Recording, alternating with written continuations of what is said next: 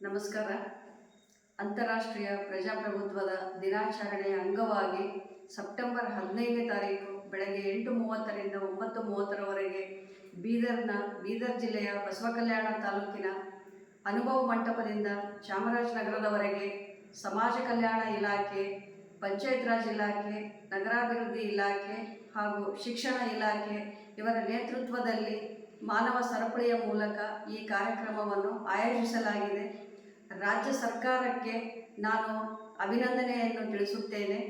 ಬಾಬಾ ಸಾಹೇಬರ ತತ್ವ ಸಿದ್ಧಾಂತಗಳನ್ನು ನಾವು ಅಳವಡಿಸಿಕೊಂಡು ಜನರಿಗೆ ಪ್ರಜಾಪ್ರಭುತ್ವದ ಮೂಲಕ ಇದನ್ನು ನಾವು ಸಾರಿ ಎಲ್ಲರಿಗೂ ಹೇಳುವ ಮುಖಾಂತರ, ನಾವು ಜನಜಾಗೃತಿ ಮೂಡಿಸುವ ಮುಖಾಂತರ ಈ ಮಾನವ ಸರಪಳಿಯ ಮೂಲಕ ನಾವು ಸಂವಿಧಾನಕ್ಕೆ ಗೌರವ ಕೊಟ್ಟು, ಅನುಭವ ಮಂಟಪದಿಂದ 12ನೇ ಶತಮಾನದಲ್ಲಿ ಪ್ರಜಾಪ್ರಭುತ್ವ ಹುಟ್ಟಿದ್ದು ಬಸವ ಕಲ್ಯಾಣದಲ್ಲಿ.